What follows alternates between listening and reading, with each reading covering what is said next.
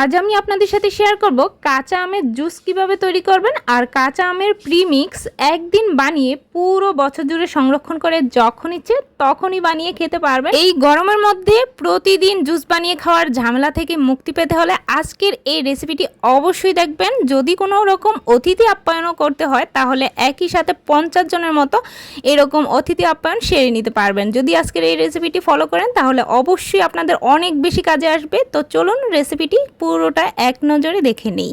যেহেতু কাঁচা আমের জুস বানাবো তো অবশ্যই তো কাঁচা আম লাগবেই। তো প্রথমে এখানে আমি কাঁচা আম নিয়েছি, তবে সবগুলো ব্যবহার করব না।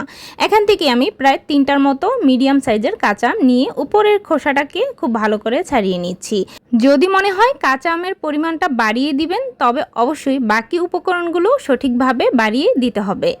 এখন প্রথমে একটা কাঁচা আমের দুটো সাইডের অংশ ছাড়িয়ে নিচ্ছি। এখন প্রতিটা আমকে এভাবেই কিউব করে কেটে নিচ্ছি। এখন এই আমগুলোকে কয়েকবার জল পাল্টে পাল্টে একদম কচলে কচলে কষটা যাওয়া পর্যন্ত খুব ভালোভাবে ধুয়ে পরিষ্কার করে নিতে হবে। এখন একটা প্যানে দেখতেই পাচ্ছেন কতটুকু পরিমাণে জল ব্যবহার করেছি। তার উপর একটা স্ট্রেনার এরকম ছাঁকনি বসিয়ে দিয়েছি, তার মধ্যে আমগুলোকে ঢেলে দিচ্ছি। অবশ্যই এরকম স্ট্রেনার একটা ছাঁকনি হলে বেশ ভালো হয়, প্লাস্টিকের হলে কিন্তু ভালো হবে না। তো অবশ্যই এই রকম পদ্ধতিতে করে তারপর ঢাকা দিয়ে প্রায় 2 মিনিট অপেক্ষা করার পর আমগুলো যে কেটে নেওয়ার পর আটিগুলোর সাইডের যেই মাংসগুলো ছিল সেগুলোকে এই স্লাইস করে কেটে একটা ছোট বাটির মধ্যে নিয়ে নিয়েছি, একটা সাইড করে বসিয়ে দিয়েছি। এই আমগুলো দিয়ে কিভাবে কি করব সেটাও আমি পরবর্তীতে প্রসেসটা দেখিয়ে দিচ্ছি। এখন ঢাকা দিয়ে স্টিম হওয়া পর্যন্ত অপেক্ষা করব। সাইডে টুকরো করা আমগুলো ভালোভাবে যাতে সিদ্ধ হয়ে যায় সেটা অবশ্যই দেখতে হবে। এখন বাটির আমগুলো অত ভালোভাবে সিদ্ধ না হলেও চলবে। এখন দেখুন এগুলোকে ঠান্ডা হওয়ার জন্য রেখে ভালোভাবে ব্লেন্ডার জারে নিয়ে পেস্ট করে নিয়েছি। চাইলে যে কোনো স্ট্রেনার ছাঁকনিতে ছেঁকে পিউরিটা বের করেও নেওয়া যাবে, এতে করেও কিন্তু খুব সুন্দর একটা ঘন মিশ্রণ পেয়ে যাবেন। যে আমগুলো এই বাটিতে ছিল সেগুলোকে এরকম টুকরো করে কেটে নিয়েছি, এগুলো একটা সাইডে রেখে দিচ্ছি। এখন একটা প্যানে প্রায় মেজারমেন্ট কাপে 1 কাপের একটুখানি বেশি দিয়ে দিচ্ছি চিনি।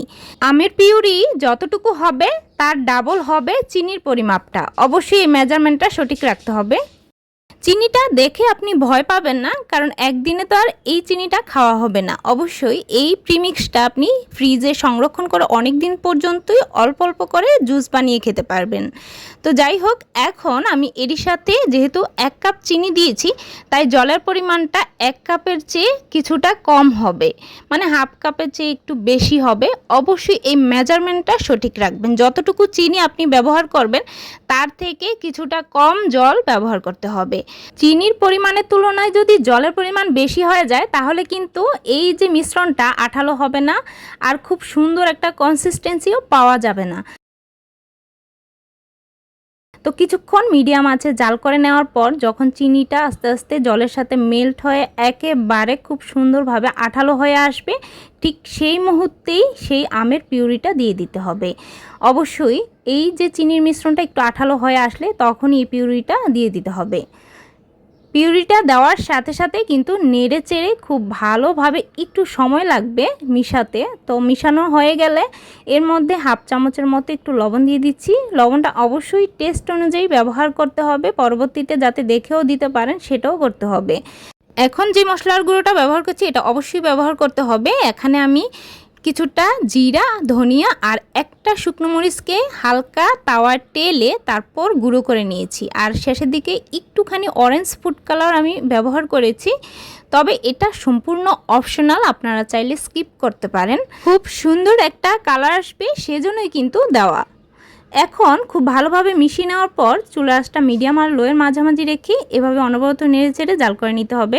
যেহেতু চিনিটা আগেই আঠালো হয়ে গিয়েছিল তাই এখন আর খুব বেশি একটা সময় লাগবে না। ঠিক এরকম যখন আঠালো হয়ে আসবে, মানে এক তারের মতো হবে, ঠিক তখনই চুলাটা বন্ধ করে দিবেন।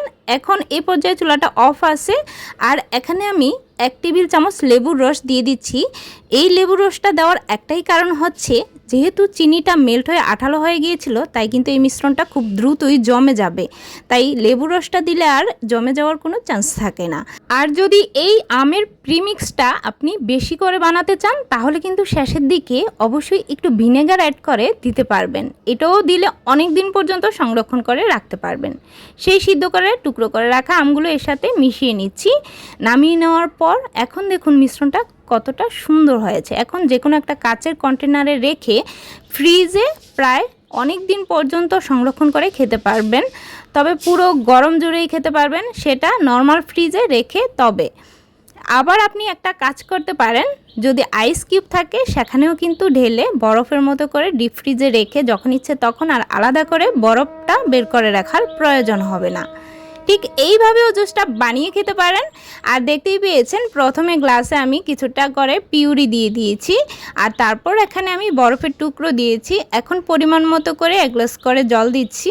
আর এই পর্যায়ে অবশ্যই টেস্ট করে নেবেন লবণটা ঠিক আছে কিনা।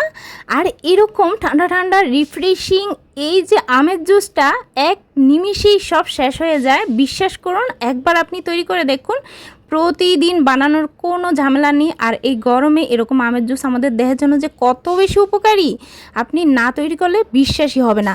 আমের জুসের এই প্রিমিক্সটা বানানোর জন্য আপনাদের কাছে অনেক বেশি রিকোয়েস্ট থাকলো, তাই অবশ্যই বানিয়ে কমেন্ট করে জানাবেন কেমন হয়েছিল। তো অবশ্যই এই রেসিপিটি অন্যান্য মানুষের সাথেও শেয়ার করে দিবেন, যাতে করে সবাই উপকৃত হয়ে থাকে। চ্যানেলে নতুন হয়ে থাকলে চ্যানেলটি সাবস্ক্রাইব করে রাখতে পারেন। আজকের মতো তাহলে এই পর্যন্তই। সবাই সুস্থ থাকবেন, ভালো থাকবেন।